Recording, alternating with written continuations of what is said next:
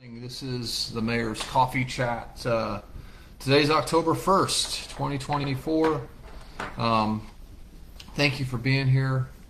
If you're just getting here and you have any questions, please put a question in the comment bar, and I'll do what I can to answer it. If I don't know the answer, I'll find it out and post it here. We're going to get right into hurricane stuff. You know, we're about 4 days out of probably the largest impact that we've had from a hurricane, and certainly in my lifetime. So a lot of our folks and folks around the region have been working nonstop, both in rapid preparation, but also in trying to clean things up.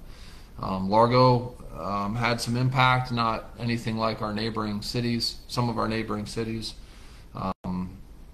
probably know where the flooding was, but I'll just kind of recap a little bit. Most of our all of our flooding was really in low-lying areas. We didn't, as you know, we didn't get a ton of rain with the storm. It moved through relatively quickly, but we did get a big storm surge, more than most people have seen ever here, and that impacted some of our neighborhoods on the east side. Was really interesting. Well, not interesting. It was crazy. Some streets had flooding on one side of the street, and the neighbors across the street or down, they'd have 5 homes that got flooded and 5 homes that didn't on the same street, in just a matter of elevation. It was all inundation from rising waters from storm surge. We had some impacts on the west side of town too, over off of Indian Rocks Road. Most of our impacts were on the east side, the more properties anyways.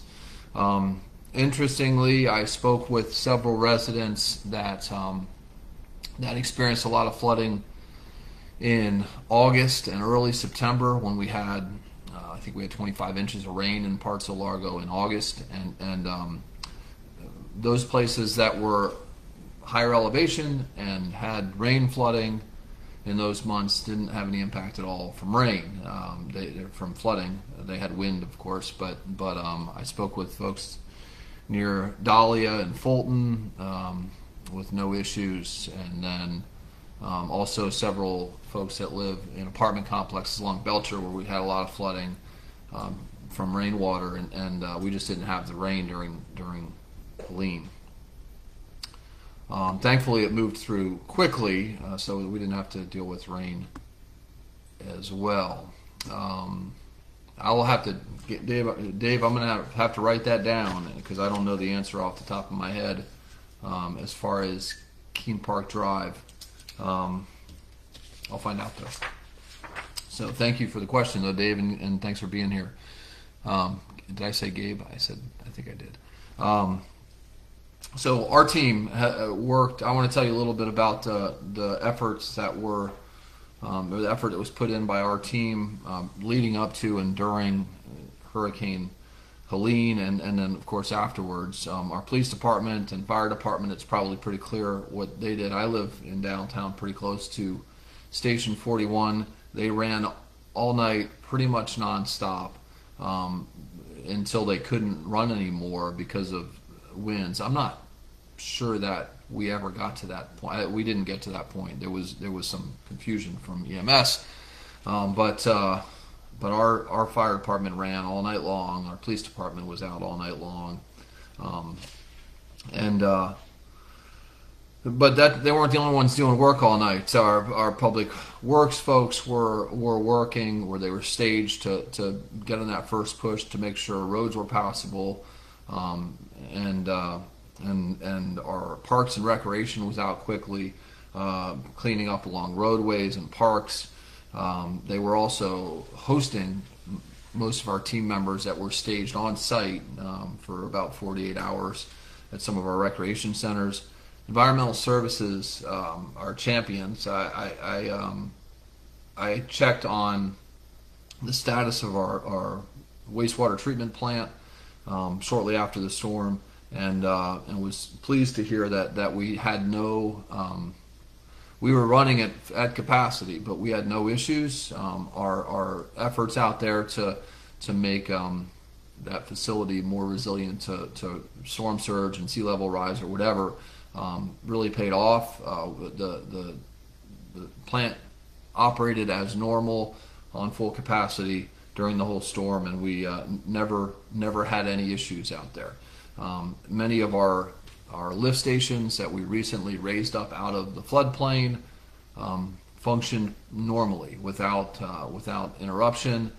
Those that lost power from the grid have generator backup that started cranking and got things moving. So we didn't have any issues with sanitary sewer. Good morning, Dr. Rogers. Good morning, James. Yeah, thank you, Matt. Our team did great. We were lucky to some extent. I mean, obviously, if that storm was a lot slower and a lot rainier, we would have had more challenges. In Largo, the storm surge hit the low-lying areas, and we got people in Largo that had 4 foot of water in their homes, but that's really the exception and not the norm, just based on geography. I'm trying to scroll down to take a look at these questions. I don't know why I'm going to unpin this one.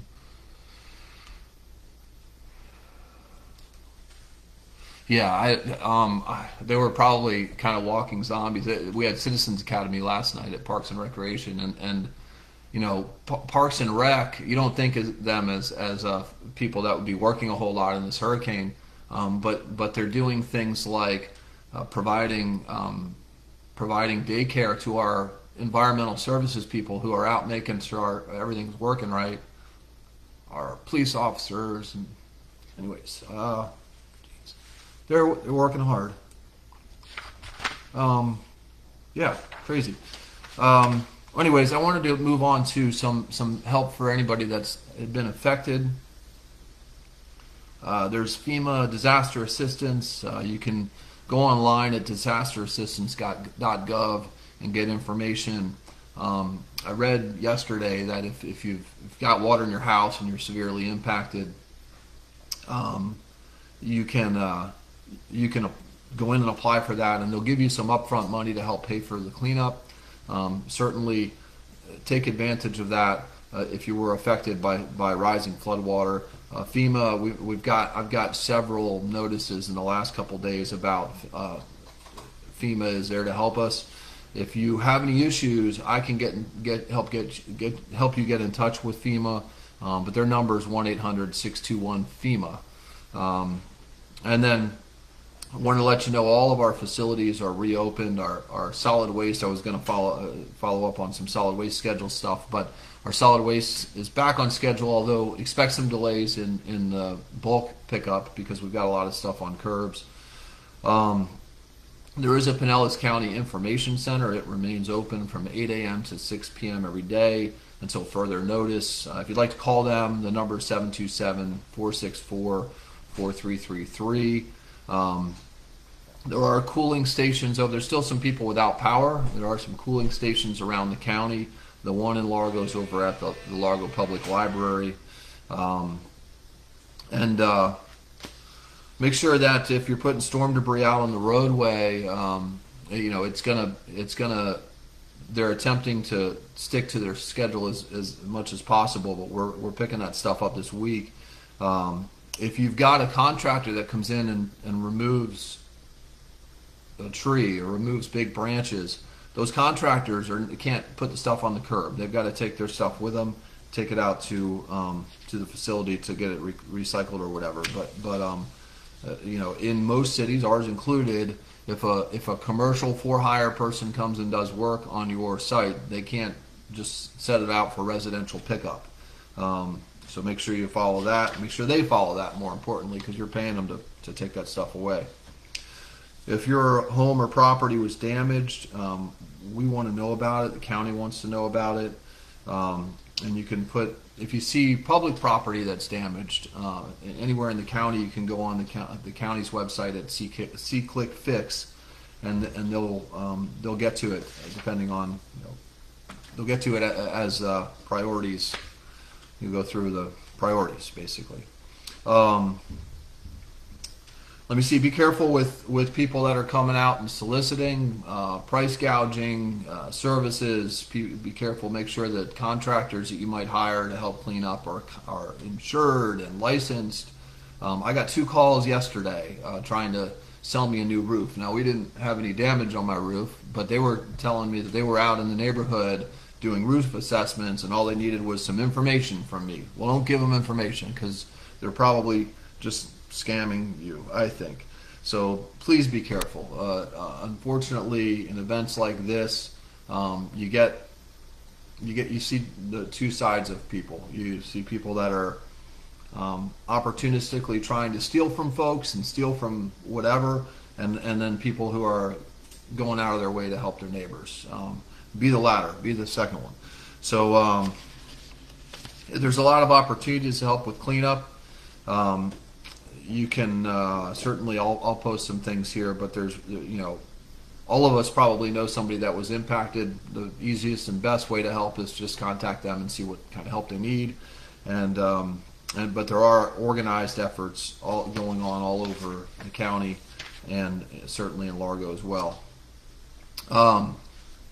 There are some collection sites that Pinellas County have set up, accepting donations of those impacted by Hurricane Helene.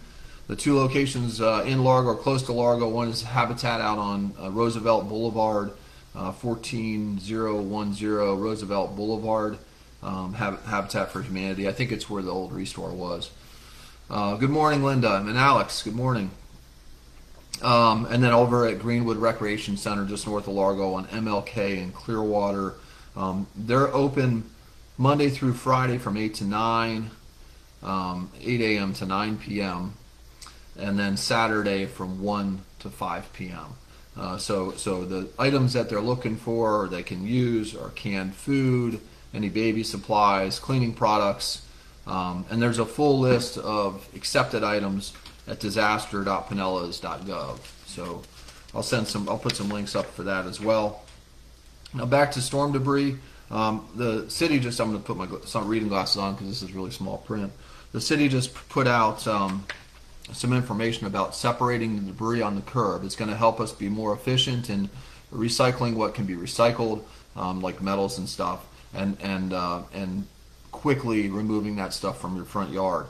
So normal household trash, put it in your trash bin. If it's something you're just throwing out, and it's not like a big appliance or furniture or rolled up carpet, just put it in your trash bin. Vegetative debris, so whole trees, tree stumps, tree branches, anything that you take down or collect in your yard.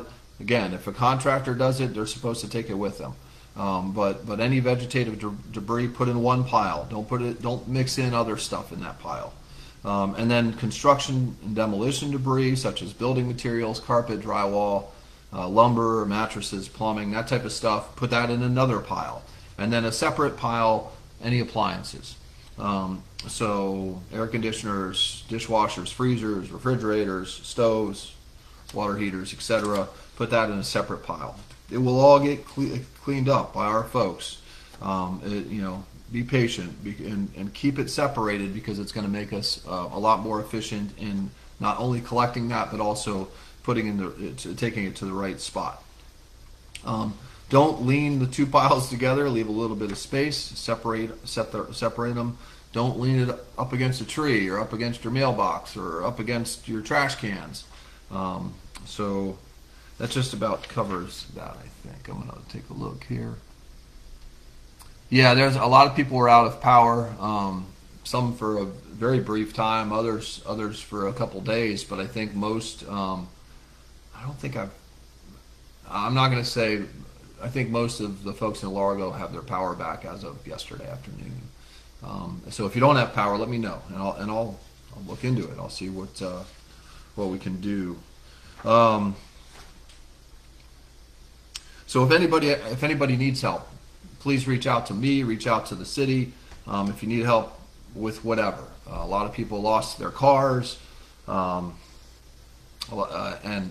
may not have transportation, or may have transportation challenges. We're here to help everybody out. So let me know. Some important dates and information. We do have a city commission meeting tonight. We've got a couple items on the agenda that are really interesting. I wrote them down somewhere. I'll get to that when I get to that. So there's Largo Live at Largo Central Park this Saturday. So there's an outdoor concert. It's free at Largo Central Park Friday,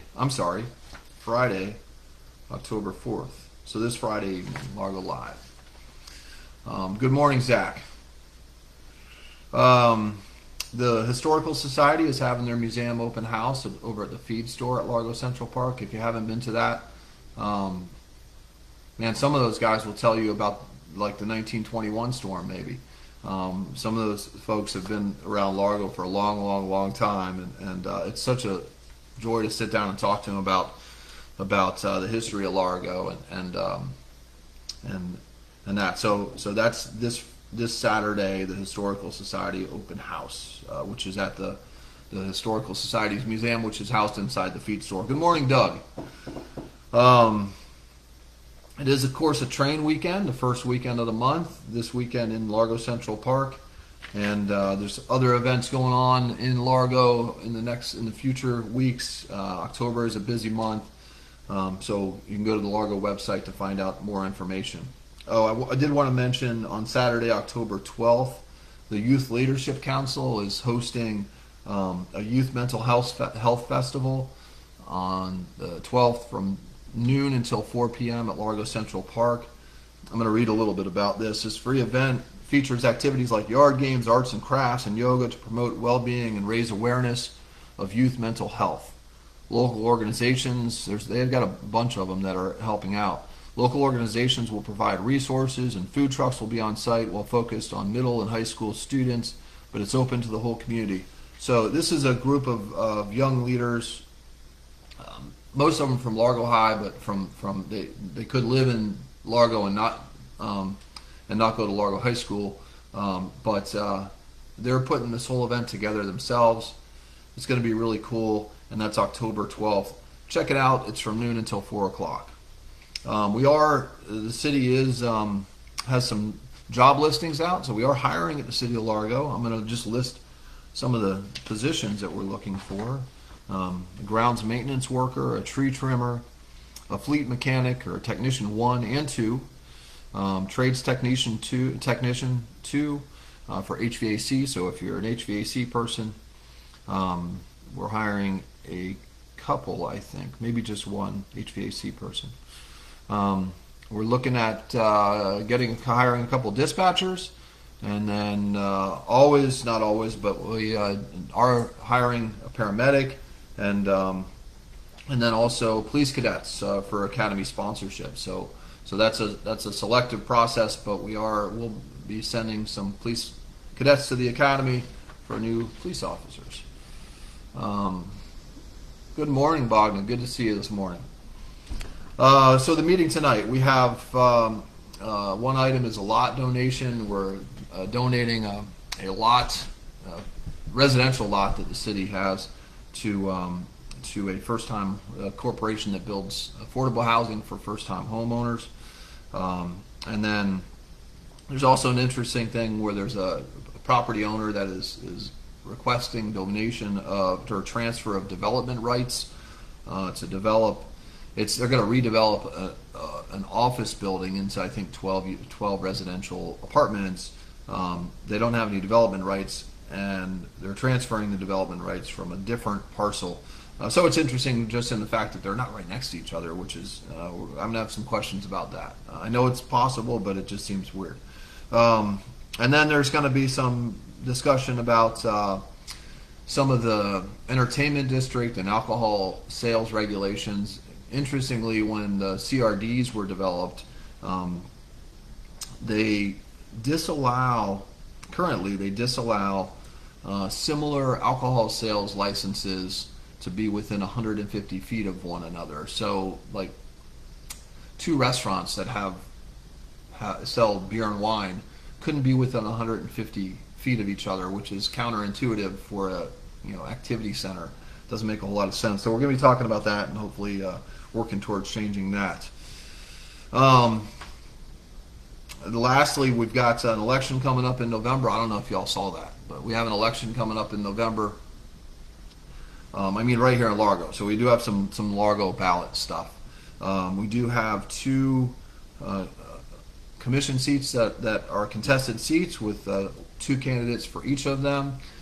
There was a candidate forum last week on Tuesday evening that was hosted by the Central Pinellas Chamber of Commerce. It was a really good forum. It's about 58 minutes long. After this is over, I'm going to put the link so you can watch it if you'd like to find out more information about those candidates. You can see how they answered some questions. So it was really good. I was there. I thought that all the candidates did a pretty good job, and the chamber did a great job as usual with good questions, and it was good. It was take a look, please. And then there's one more item on the ballot. Man, I printed out the ballot language. I printed out too much stuff this morning with all the.